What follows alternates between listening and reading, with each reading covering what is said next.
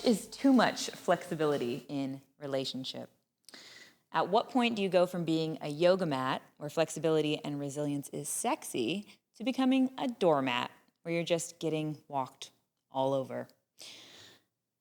Today, we're talking about the difference between being kind and being a nice guy. Chap, I know we've had some convo around this before, but that whole nice guy pose, that people pleaser pose, where is it that guys are just not understanding when I'm trying to communicate to them? That there is a difference between being kind and being a nice guy. I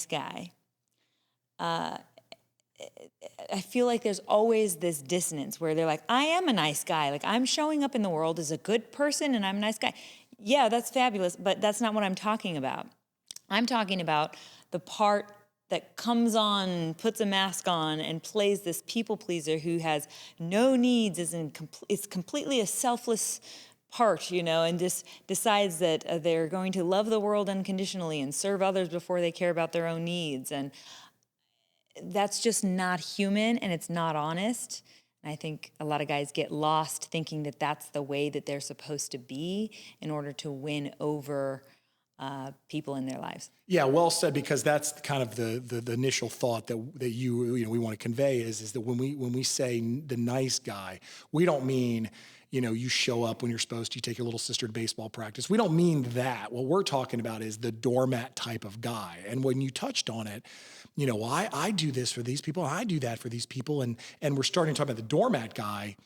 Nobody, like you said, nobody does it out of pureness. There's always something going on. And you mentioned this in another manner, was the pseudo consciousness.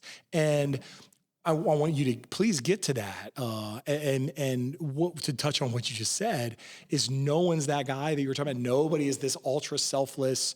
You're this lone, selfless element in the world. And I guess the question maybe you should ask yourself is, are you a Buddhist monk?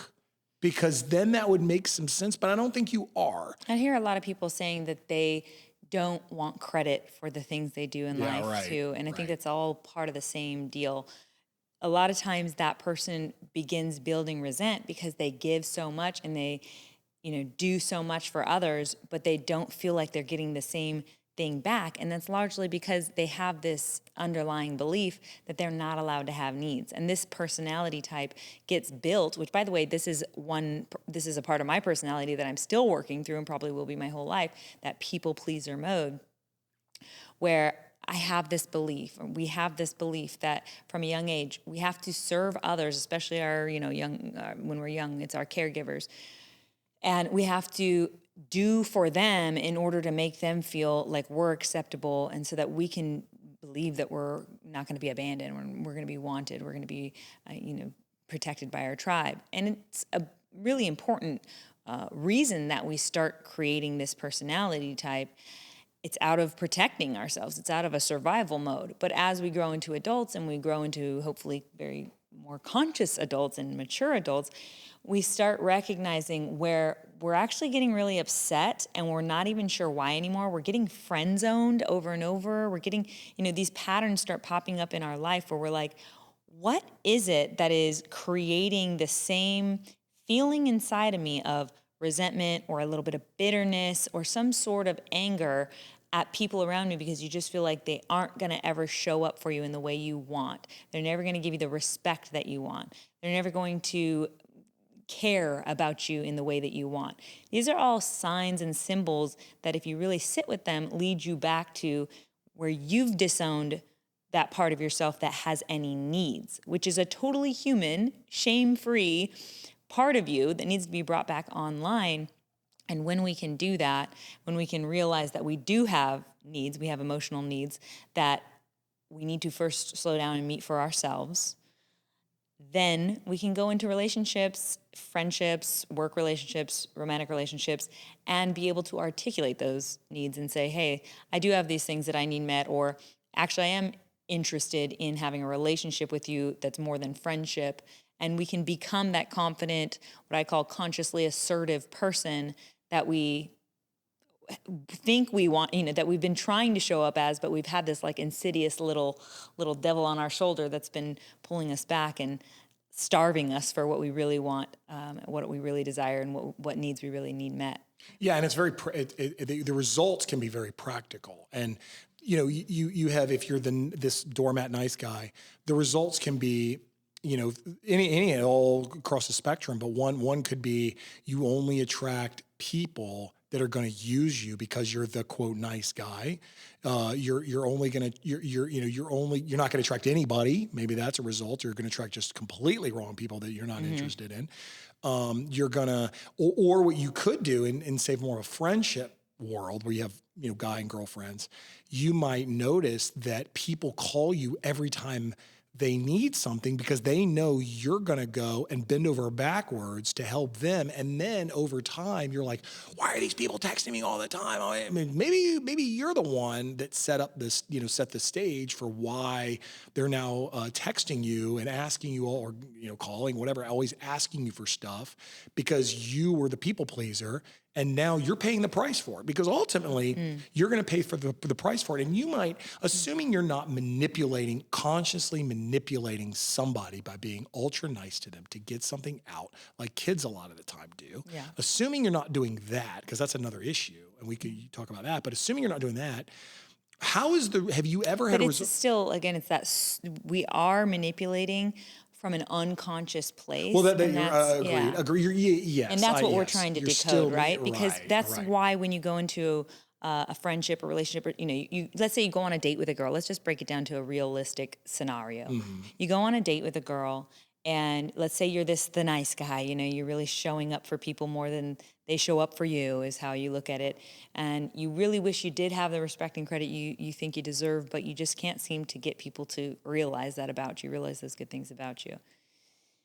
If we're getting really down to the reality of what's happening, when you're walking into that date and you're having this back and forth with this person who's on the other side of the table from you, you're so desperately looking to be received and wanted in this moment that you're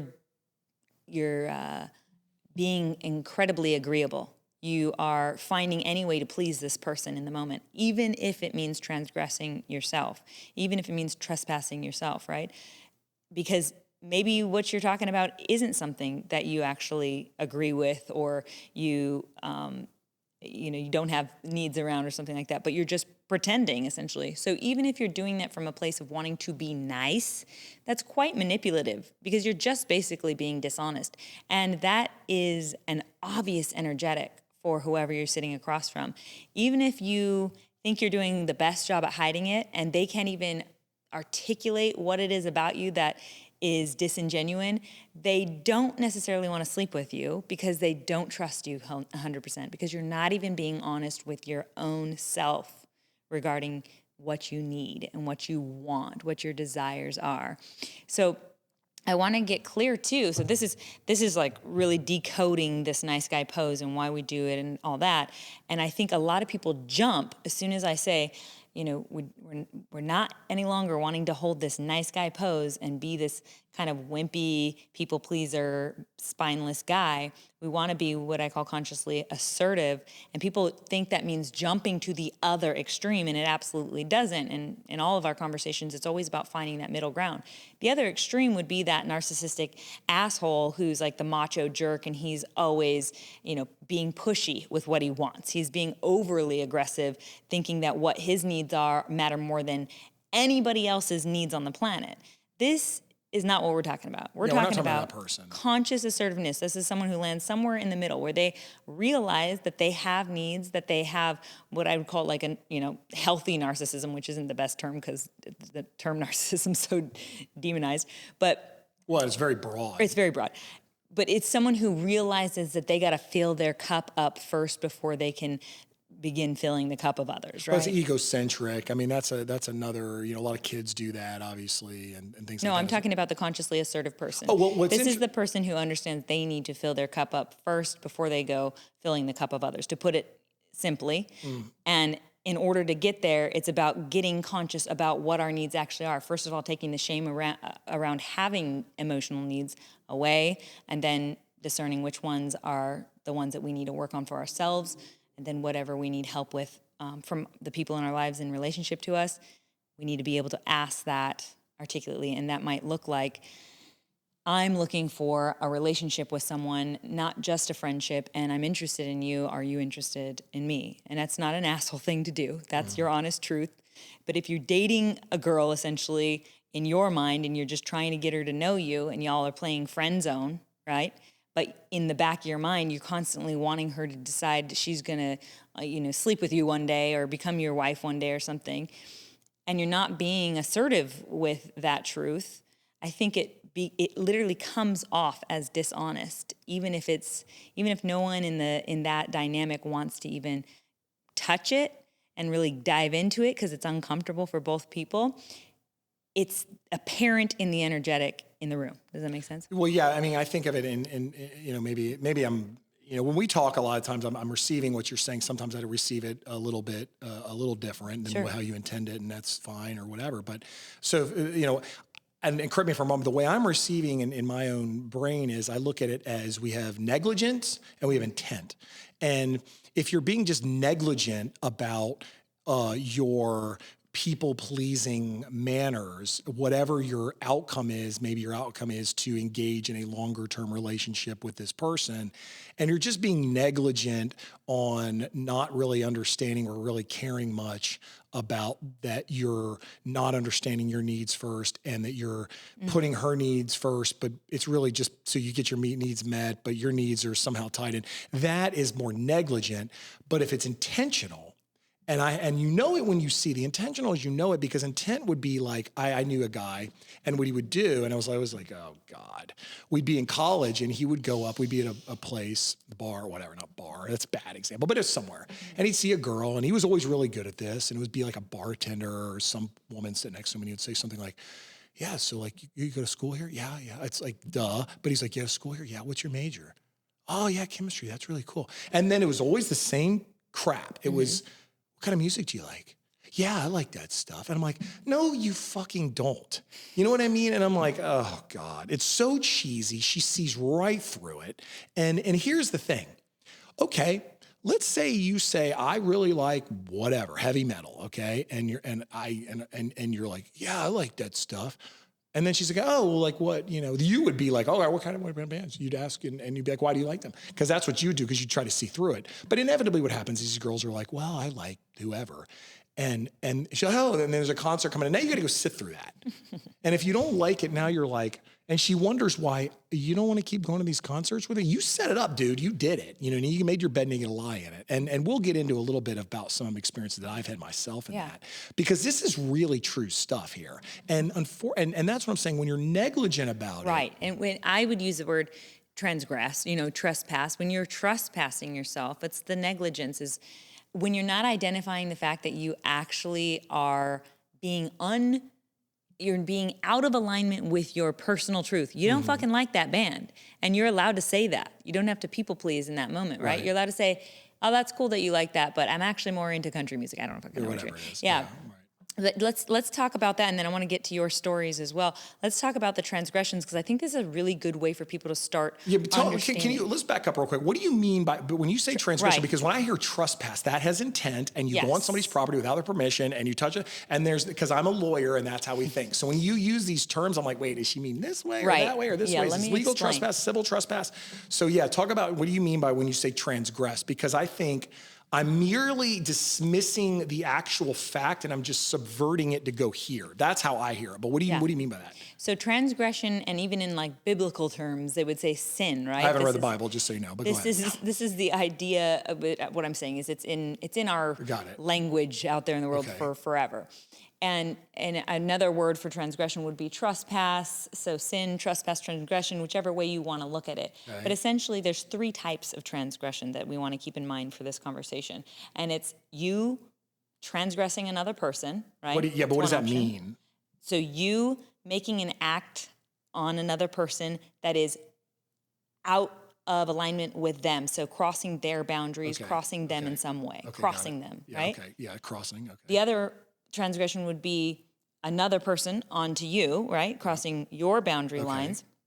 And then the third would be you transgressing yourself, you crossing yourself some way. Okay. You doing something that's not in alignment with your truth, right? Okay, got it. Okay. So, and it's really important that we start decoding where we're doing that. But the only way we can really start getting serious about that and clear about it is when we start taking stock of what we actually need. So that's what, led us to this in this conversation. And then formulating actual boundaries around it. And boundaries is kind of that one of those terms too, where it's hard to understand what the hell we're talking about when we're saying it in this philosophical sense, I guess. Yeah, because we come from different worlds here, and Sure. that's kind of the point. And this is why we designed it this way, is because I have a certain set of operating instructions, and so do you. And we have to figure out where these actually make sense and align, and then we deploy we're it. figuring out the language along with the viewers. So it's good that you're asking these questions, because it is something that needs to be really understood, explained, and then hopefully transition into everybody's language little by little so that they can uncode this stuff with themselves. In this generation, it's so much about labeling, and we get a lot of flack for that as millennials. But the beauty of labeling is if you don't so deeply identify with it that you can never let it go. As long as it's accurate, though. It's got to be accurate. It's got to be accurate. Right? The problem is the millennials like to label things incorrectly. But we have to try stuff on, we have to see something and go, oh yeah, that does resonate with me. So, okay, I can take this label and I can say, this is what I'm doing, So in this situation, if you notice yourself having a feeling of bitterness or resentment, this is a great indicator. This is the indicator I would tell anyone to look out for. Resentment or bitterness towards someone or something. That is an indicator that you are being transgressed. And that means either you're transgressing yourself by allowing it to happen, which is a thing that definitely happens most often. Otherwise known as screwing yourself. Screwing yourself. Yeah. People pleasing, which means, going too far. Right. Yeah, people pleasing sounds innocent too, right? But we're saying it in the way that it becomes toxic, because now you're hurting yourself and you're doing it in a weird, kind of manipulative way. Right. And I just want to, just as a derail real quick, we start these personality types. Again, I consider myself a person who steps into that people pleaser mode as a default as well.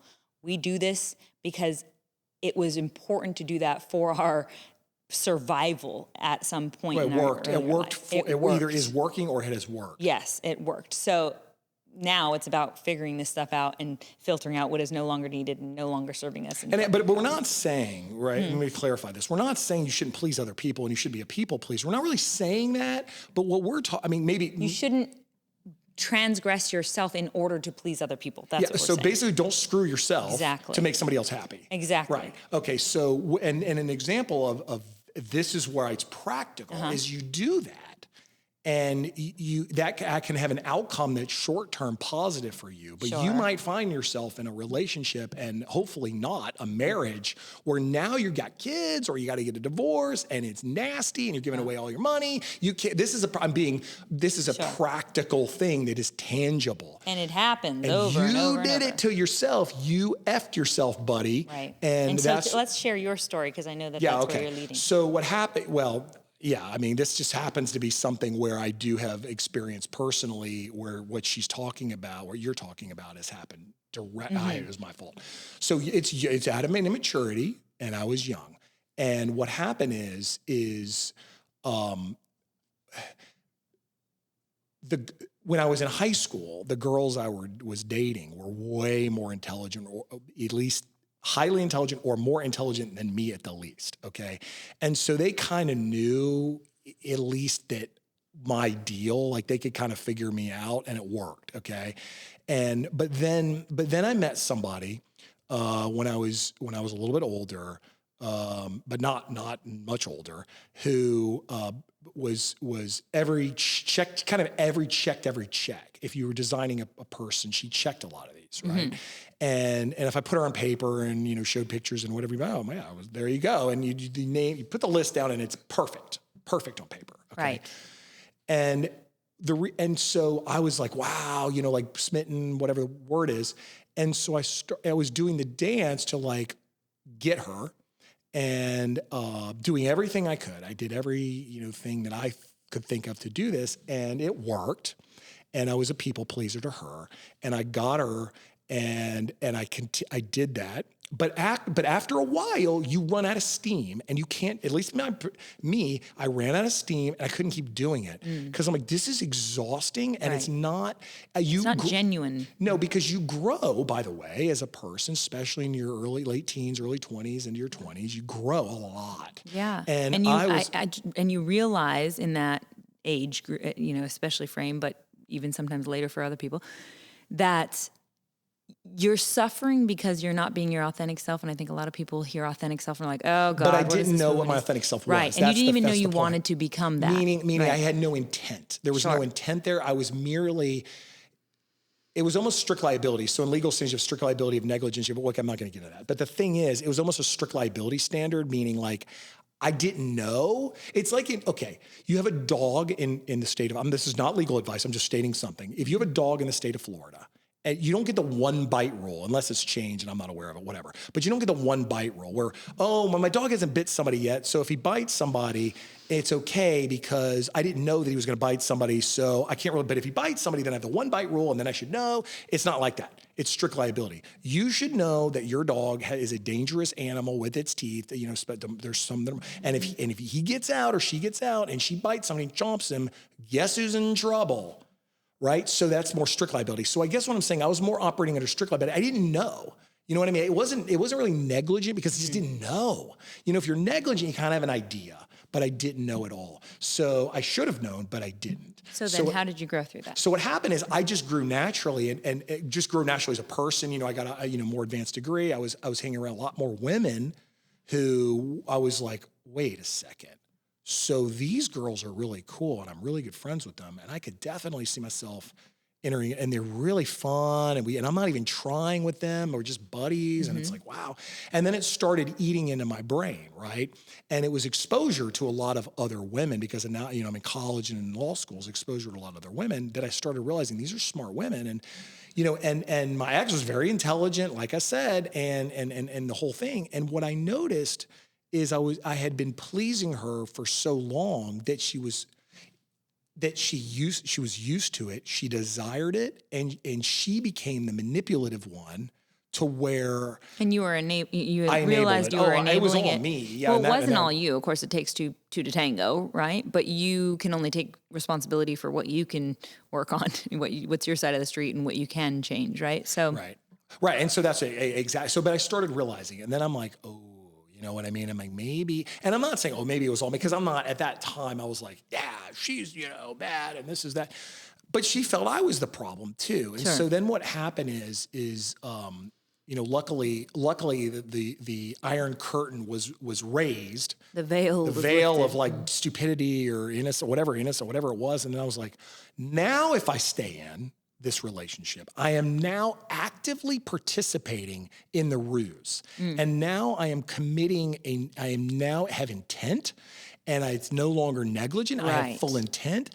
I'm now, if I keep doing this, especially if you go out and have an affair, you're now really taking that and you're the a-hole. So now you've recognized it. You're conscious of this situation, and now you're conscious of where you're transgressing yourself. Yeah, exactly. And where she's transgressing you. And I had a good friend of mine, and he knows who he is, but I had two good friends of mine. One was an attorney, one was not, or was in law school with me. He's an attorney now, but whatever. And they were really good. One of them was a little more bull by the horns, and he knew, I hope he watches because I love this guy. And he real more, I wish I talked to him more, but he was more bull, so call me. He was more bull by the horns, and he was more like, she's not good for you. She sucks. Here's why. You need to do this. You'll be much happier without her. And da-da-da-da-da. I'm like, yeah, you're right. Yeah, honest guy. And then the other guy was the lawyer now, is a little more diplomatic about it. But it was both the same messaging. And I'm like, God, you're right. You trust these guys and they're telling you because they love you. On the other side, here's what happened. My mother. This is, by the way, we talk about having a brotherhood so often because you need people you can trust. It's got to be the right kind. Yeah, it's got to be the right kind of brotherhood. And you'll know who they are. Yes, definitely. Yeah. And don't join a crappy brotherhood. Satanic cult. I don't know. No, don't do that. Yeah. So basically what happened is they were giving this message. So then I started doing something about it. And I was like, okay. At the time, there was some self-help things that were early on in this world, and I was like engaging in that. I'm like, oh yeah, that makes sense, whatever. And anyway, then I would tell the only other person that I trusted, and that was my mother. Well, unfortunately, I want to go. But unfortunately, my mother kind of started subverting what I was doing. And then I detected that. So then when then this is beautiful because now you're another layer deep, right? Yeah, Which is so fascinating because and it was we always attract partners who reflect our caregivers of the opposite sex. That's it. And so it's fascinating that your mother was this extra layer that came in and almost interacted in the similar way where she was pissed now that you're not going to be the person you've been, the good little boy, the people pleaser you've been all along. And she's upset. And now you're like, triggered as I'm like, what did I do? Yeah. And now I'm back on the defensive, and I'm like, F you. You're about to spin off into transgression land where you start transgressing, trespassing yourself again, screwing yourself. So right, and that's why I'm on the way every time you say that I'm thinking screwing yourself because I don't use these big terms unless they're trade terms. But screwing yourself can be taken also a lot of different ways. Yes, but we know what we're talking about. So. But yeah, so what ended up happening is the result was awful because now I've got to basically initiate a divorce, which anybody that's done that, we all know that's not fun. And if you haven't done it yet, it's not fun. And then what happens is luckily we didn't have kids. So that was I had the foresight. I was like, there's no way. Yeah. I was smart on that one. And despite my mother harassing me to have kids, and I was like, that wasn't helping. So then luckily I met a woman. And that was all good. So, but when in retrospect now, what you see you are part of the problem, some varying degrees of it, and you reaped what you sowed, and you made your bed and you lie in it, and we can keep going on and on this stuff. But the thing is yes, you might pull off a coup. You might might make it not into the friend zone or might avoid the friend zone, and you might pull this off and you might get this girl and it might be awesome. But watch out, buddy, because if you're run out of steam or if you know that's not really you and you can't pull it off, you're done. Hurting. You're going to be hurting, and you're either going to pay a little bit now or you're going to pay a lot later. Right. And that's usually how this ends up. Right. And I paid a lot later. Short-term suffering versus long-term suffering. Penny wise, suffering. dollar foolish. Yeah, there's all sorts of things, right? So, yeah, and I think it's just to bring it all full circle. Let's get more back intellectual. Let's turn it over to Mercedes. No, I love the real life circumstances that you can share with us, of going through a scenario where you were able to recognize that this was no longer jiving. And I think it's really true that as we get older and we call in a lot of the same partners. We do a lot of the same old patterns. It gets more and more painful, and we have to pay attention to it because. Well, what are some red flags? Because let's come up with a couple. The screaming of our inner voice, essentially, which comes through usually looking like bitterness, resentment, rage, things that pop out where we're like, wow, my reaction to that situation was not really reasonable from an adult standpoint. That's a really good indicator that we need to be looking at that little voice that's telling us, you're transgressing me, motherfucker. Pay attention. This is not in alignment with your truth. This is not in alignment with your authentic self. We need to have a little powwow internally and figure out what our needs actually are. And you're doing yourself a big service here. And this is very practical. This isn't some long-term, okay. So, you can do this in a moment, but also you might be doing this for a lot of moments for the rest of your life. You should as you grow, and then it becomes kind of muscle memory, and you don't really worry about it anymore. But it becomes habit, right? Yeah, you just don't have to stand so long in the worry. Yeah, and it's know how to move through it. Yeah, and it's funny because I'm telling my little friend my son all the time, and I'm saying, listen, don't. And I'm telling him stuff that I don't want to happen to him because I learned from experience, and. Because that's sometimes the only way people can learn, or the best way people can learn. And in my case, I hope it's the latter. So some other red flags, when you're in the relationship, right? And you got there through something that maybe was you being the people pleaser or the doormat, it's only gonna end in a few different ways, and none of them are good, right? No, well, even if you get it, if you get into the relationship, lucky enough, well, you're really unlucky. You're unlucky because it's not authentic. So it's almost like a self. It's self-sabotaging, and it's so sad to figure that out one day. But it also self-corrects. It's also the best thing it's the best worst thing ever because you're like sad because you have to shed that identity and it's fucking hard. Yeah, but I guess in a way it's self-correcting, and the way the way it's self-correcting. If you allow yourself to feel, if you do not start getting all those painful feelings we're talking about that happen whenever you're being transgressed or transgressing yourself, screwing yourself, as you would say. Right. And you listen to that inner voice that only shows up, by the way, through fucking pain, right? It shows up through struggle. It shows up through the stressors of your life. If you listen to that voice and you slow down with it and you actually feel what's going on so that it can tell you, bro, you are fucking pretending that you want to do this shit, and this is not what we want to do. This is not in alignment with our truth. Well, I guess what I'm saying by self-correcting is this. What I'm saying is you're acting the doormat, and she's like, not interested, friend zone, good, because you now have been displayed to you. That girl was not right for you because you're acting like that. No, you're not right for you. That's what you're displaying. Yeah, but my point is it was a message that was external. And the external message was, I'm not interested in you. Yes. And now you need to look at yourself and be like, why? Maybe because I was being a doormat. So what I'm saying is, yes, you're totally right. But what I'm saying is the message came from an external source. Right. But again, we're putting the power outside of ourselves whenever we're saying solely, you're not right for me, so I'm just going to move on and keep being exactly like this. Because if we see it as a pattern in our life, then we know it's something we got to fucking think about ourselves. Yeah, and it's like if you're acting as a doormat, right, it's not going to feel good. So it's really... Yeah, but if you do, assuming you even know you're doing it. Well, that's what I'm saying. Right. The indicator and the signal that should be very loud and clear is that when someone friend zones you. That's what I'm saying. And that's the it's external... not that this girl is... First of all, she's obviously not the right girl for you in this time because you got some fucking things to work out to align with whatever she's got going on in herself. But it's take that as a clear indicator to go figure out what you actually want and need in your life. Because right now you're just trying to fucking people please and be the nice guy. And she's looking at that like, I'm sorry, but I do not want the penis of a spineless wimpy twerp in my vagina. And you need to understand that, and that's critical piece of information. You're hearing it from Mercedes, right. But that's external. That's an external message. And here's what I think the young guy's reaction is going to be to that. I don't know. I just want to be in a relationship with somebody who's cool or pretty or whatever. That's what I want. That's what they're going to say. And then I guess the question is to somebody younger, I'm not saying somebody older wouldn't say that. Some people would. But to somebody younger who's 21 years old and says, I don't know, I just want to be in a relationship with a pretty girl and I just want to hook up and I want to have fun with her. And I want to go, travel or whatever I want to do. That's what I want.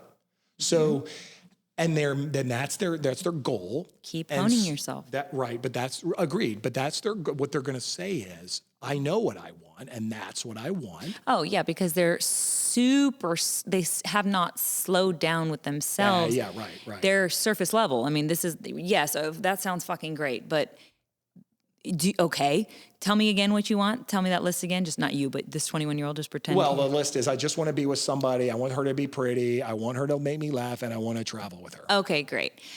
What if she's also a serial killer? Is that okay with you? No, it's not. Okay, so now we're getting a little deeper. Now, what if she's a narcissist?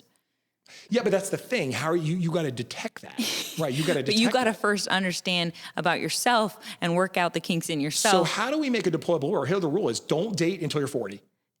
No. How about don't date or don't, I don't want to say don't date because I think we work out a lot of this stuff in relationship. It's called experience. Yeah.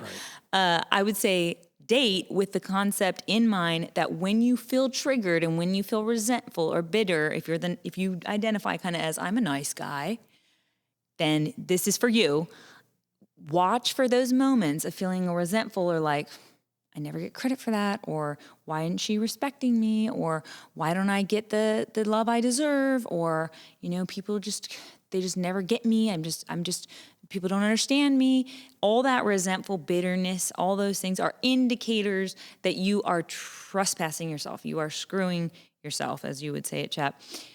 And you need to really take a look at where you're doing that. And I can guarantee you that it is where you are not taking into consideration your emotional needs. You are believing that you are not allowed to have those because that's what you were kind of or instructed. you don't know that, or again, there is no negligence and there is no intent. You just don't know enough to know what your emotional needs are. You don't know, absolutely. First of all, if any of these people who might relate to what I'm talking about knew, if I knew when I was interacting as this really people pleaser mode, right?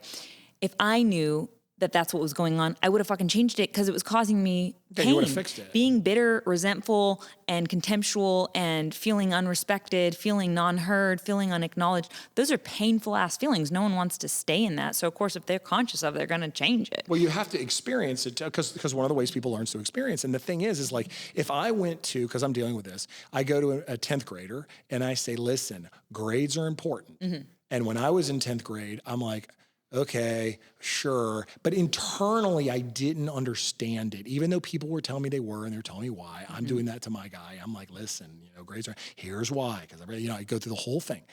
And I'm trying to educate why it's important. But the fact of the matter is, until you fundamentally, internally understand why, you're not going to self-motivate. The motivation is going to have to come externally.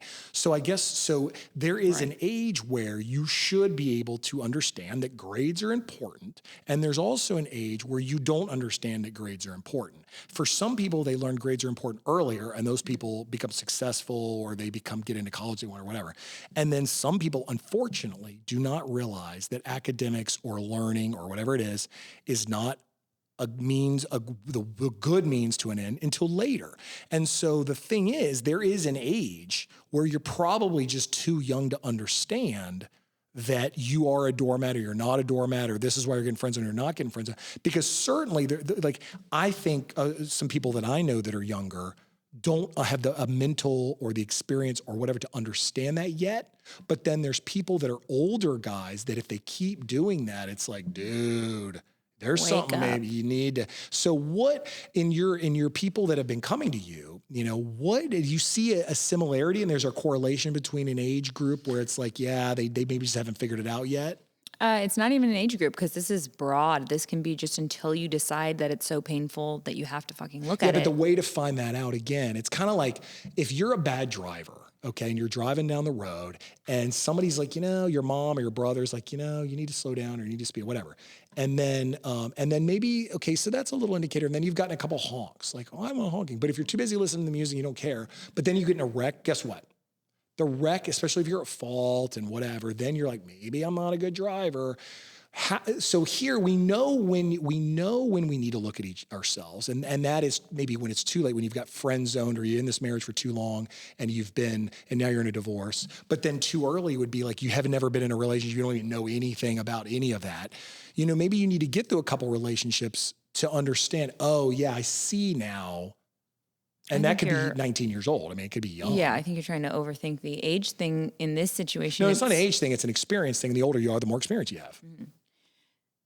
Wherever it happens for you, at whatever age, if you're feeling that struggle of this does not feel good, there's parts of your relationship that don't feel good, then it's time to look inside and figure out what's going on that you're allowing to happen and take responsibility for changing what you need to change on your end so that you either you aren't participating in that relationship, or you're participating in that relationship but holding your standards of your needs that need to be met, your boundaries around those needs in place so that you have a spine suddenly, so you're not the nice guy wimp anymore, and so that you're being this conscious, assertive individual who knows himself well enough to stand up for himself, because that is the man that the woman wants to respect and surrender to. She cannot relax or feel trusting to a guy who does not understand himself to this degree. 100, yeah, I agree. But in a way, I guess there are people though that when we say something like you need to look, at these things, there are some people that might need to experience some problems in order to understand that. Right, but we're not talking to them because they wouldn't be watching the show, right? Well, if I'd watch a show and I failed. That's what I'm saying. Sure, and now you I know can why. for sure be failing at this over. I mean, like I said, I know this shit back and forth, and it's still a part of my life to this day, and I'll probably struggle with it for a very long time because it is been something with me since I was a very young child. That's like, where we started the show, is how this gets ingrained in us and patterned into us. It's a deep groove. And in order to replace a groove or rewrite an old story and an old pattern, we do a lot of reversal work, which is becoming conscious of it in the ways that we do and watching when we get activated, triggered, resentful, all these things that we've discussed already.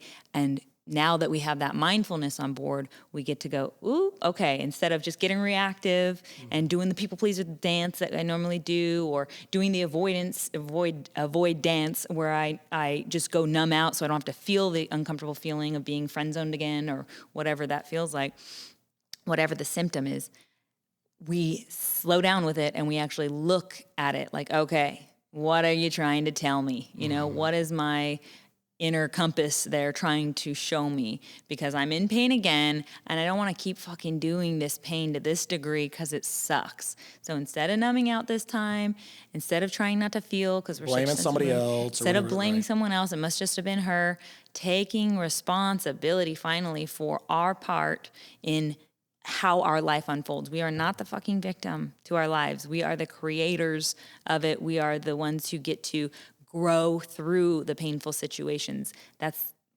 growing pains. That's the way that we grow, is by having these painful indicators come up and show us where we need to start looking inward and growing ourselves. So that's it in a nutshell, I think, for today's episode.